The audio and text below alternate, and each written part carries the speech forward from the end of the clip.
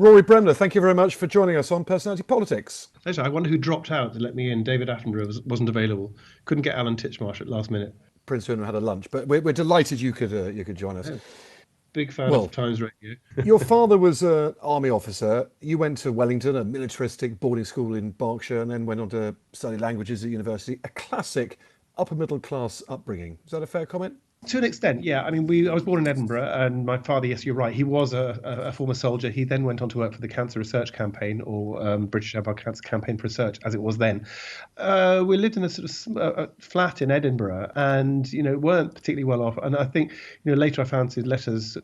Dad did send me to public school to Wellington, and I was lucky. I sort of got an exhibition there. But I think it was particularly for sons of officers. That was what Wellington was for. So I think they helped a little bit with the fees there, because we weren't particularly well off. I remember they only had two holidays that I can remember. One was in Ireland and the other one was in the north of France, where we cooked on a primus stove in the hotel room, I seem to remember. So we weren't hugely well off, and I was lucky because the school was good and good education, and I had a teacher who changed my life and who kind of set a lot of my political philosophy, perhaps, and also my certainly my reading and my love of languages. We weren't well off, but I was kind of privileged. I think in the David Cameron says, "Oh, you could say I was." You could say I was privileged, Tom, but I think it was more luck than money, if I can put it that way. Who was a teacher at school who had such a big influence on you, and what was that influence? That was Derek Swift. I'm doing his voice now because it resonates in my head. He was, in fact, the first person that I did publicly an impression of. We did a sort of school review thing in the theatre there. But Derek, he taught us French, but that wasn't enough for him. He would just write Russian on the blackboard. He'd write Serbo-Croat on the blackboard. He'd write Italian, and he taught us that all the languages, came down to a common root, an Indo-European root. And you were fascinated by this. And we were lucky. It was a good year that year. We were kind of a bit like the history boys. We were so inspired by him that 6 of us went off and did Russian with him. We learned Russian in his spare time and in our spare time.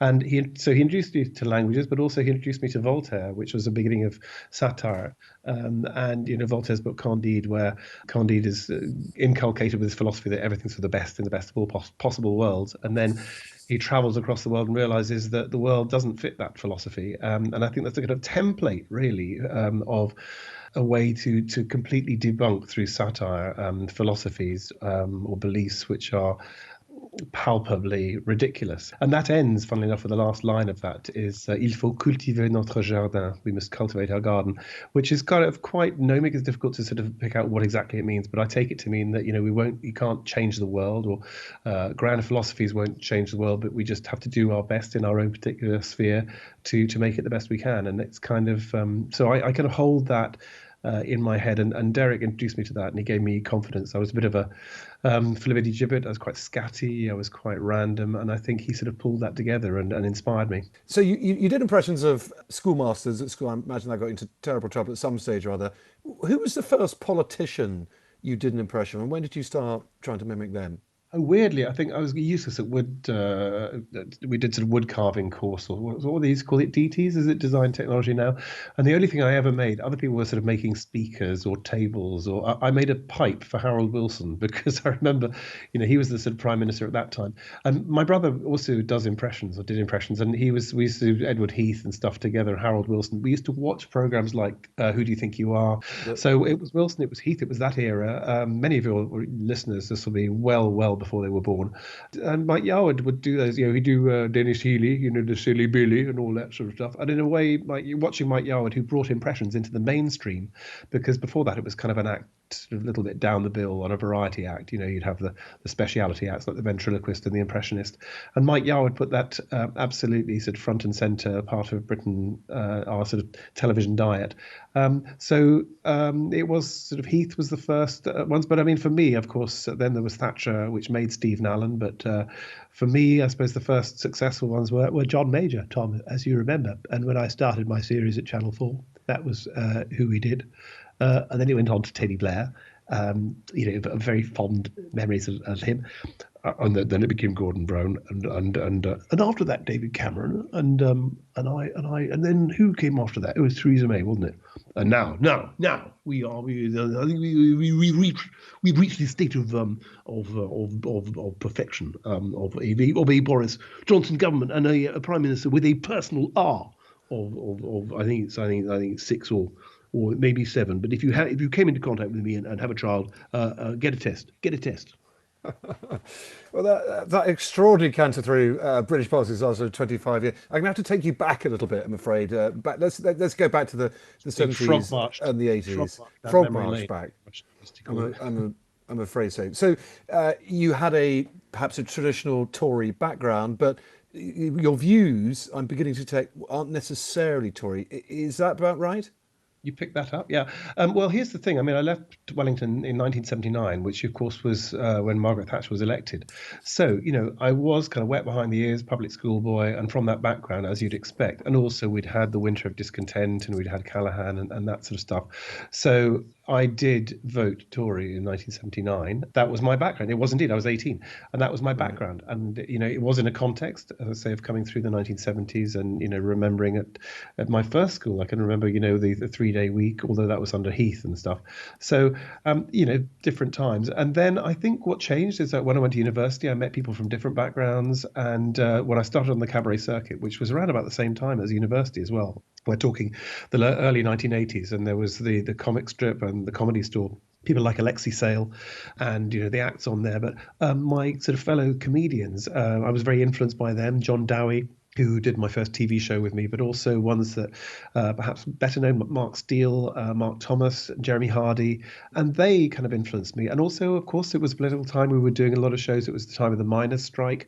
And so my politics was kind of often in terms of the campaigns that we were being asked to do. And, they were very often to help people who were disadvantaged in some way, whether they were miners or whether it was medical charities or whatever. So I suppose I tended to put my comedy to the extent that I did put it to the service of campaigns. So I've kind of always been more in terms of a particular campaigns rather than a broader sweep of joining a party. I'd be hopeless in any political party because I do change my opinions quite a lot. This is the thing about the centre ground. You sort of think, because it's kind of disappearing. We're being pushed out to the outside, whether it's through social media or through polarization. Or because, there used to be various stops on the way to anger. You could feel disappointed by something, or you could be frustrated about something or dismayed about something. But now we go straight to anger.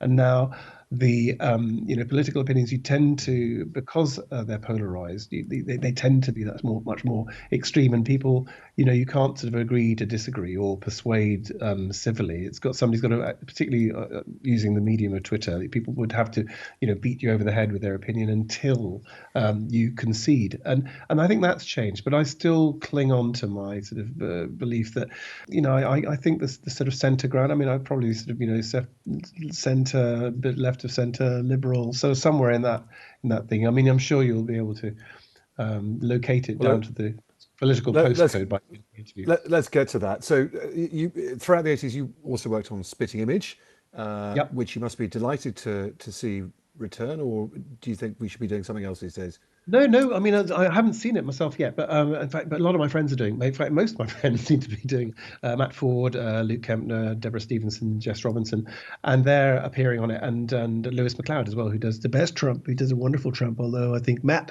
does a very, very good Trump for Spitting Image. Well, what they've got now is what we had in the 80s, although I had a limited part in that. It was Chris Barry who did most of the voices. Chris Barry did them, and Steve Allen, of course, as Thatcher. I remember doing Prince Philip. I did because John Glover did Prince Philip. So yes, I had a go at that one. Yes, I was brought in as a sub, so I didn't do that many. But they had the grotesques, didn't they? In the satire, you do need big characters for that kind of thing, although you can create characters as well, as John Lloyd has said. You had the big characters in terms of Thatcher and Reagan. But the remarkable thing about Spitting Image is there were quite an unremarkable cabinet, if you think about it. You had sort of Leon Britton and Norman Fowler, Kenneth Baker, and who wouldn't necessarily be, the most dynamic of characters, but Spitting Image gave them these characteristics, and see, and Roy Hattersley was always Roy Hattersley would be dribbling, all he was really good at that. John Major would be shoveling peas around the plate. Norman Timmett would be dressed with a kind of Nazi helmet. Don't what people say you've got to be cruel to be kind. Bollocks! Why not just be cruel and leave it at that? So they gave them. He managed to give that cabinet a kind of personality, a series of personalities.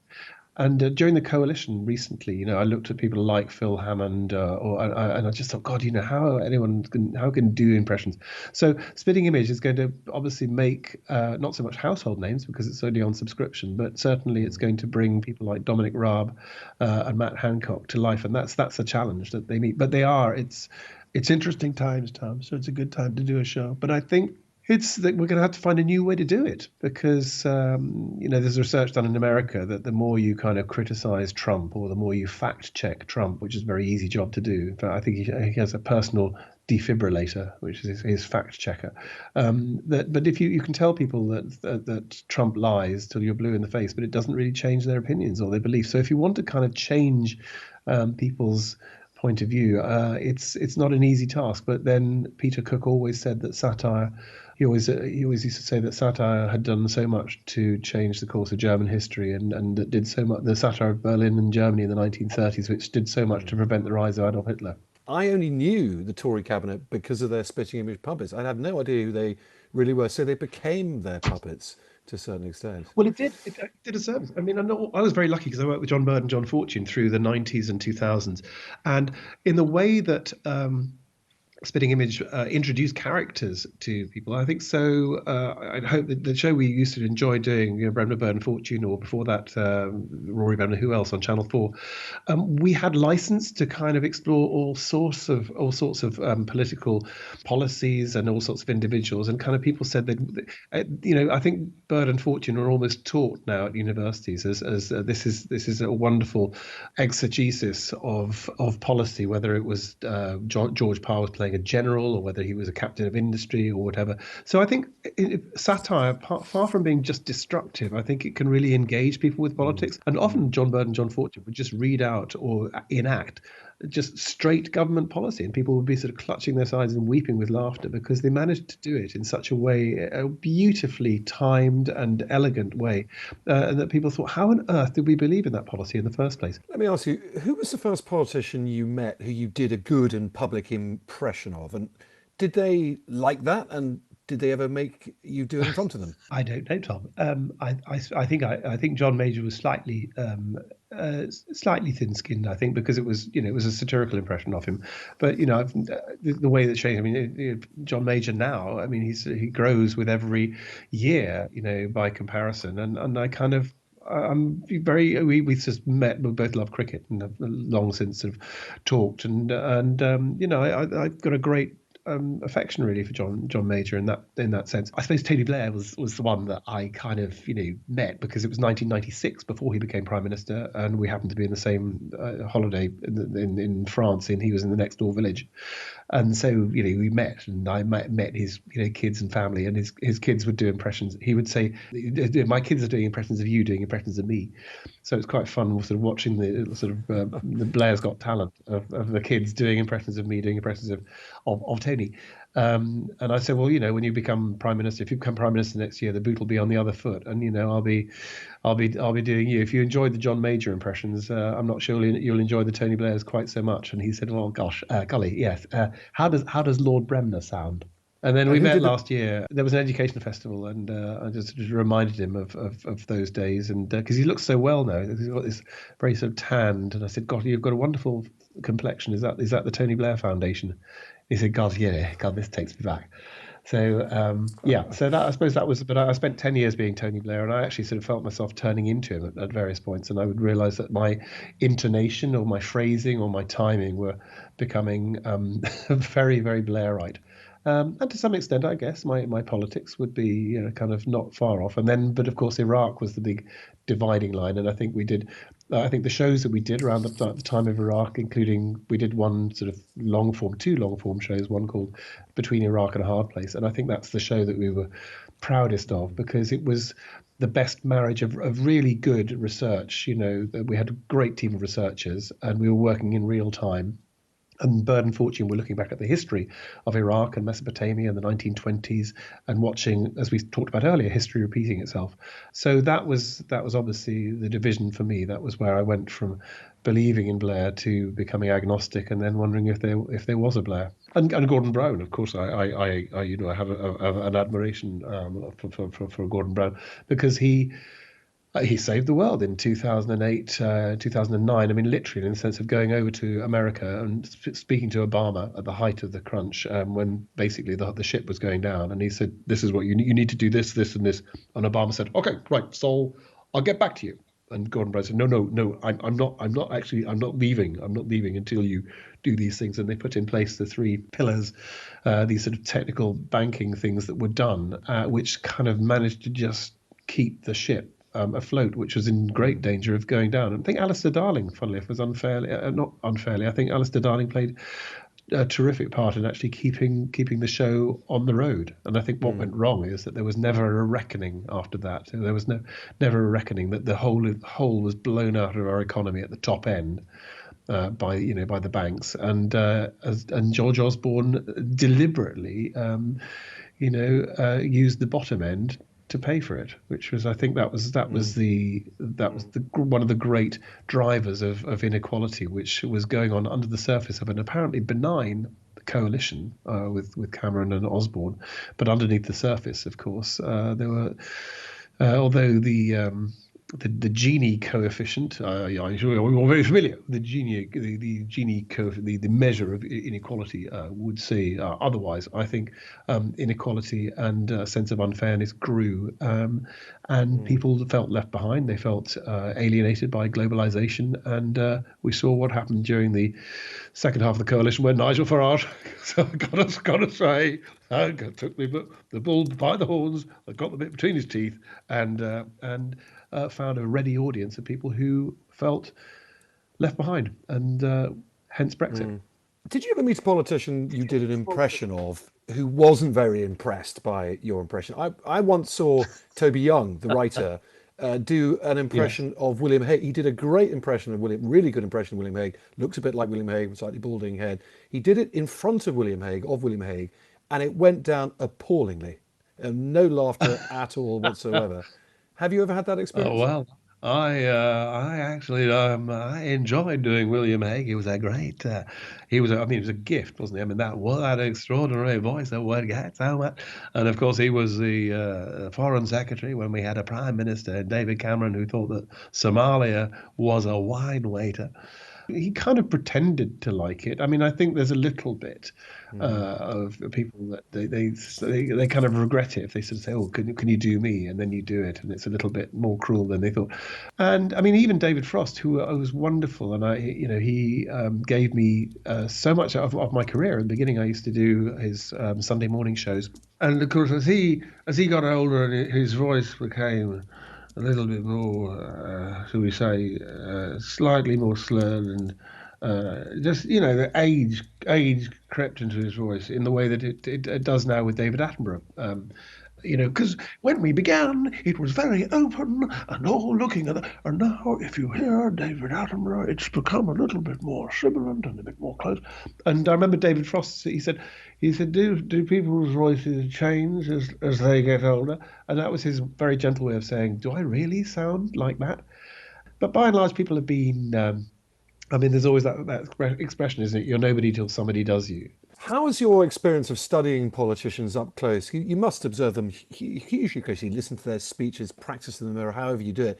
How's your experience of doing that changed your view of politics, your own politics? Have you been swayed one way or the other by being so close to them? I think what's it people say to understand is to forgive. And sometimes, we made a point with Brendan Bird and Fortune of having the odd sort of lunch with politicians in order to understand what was going on.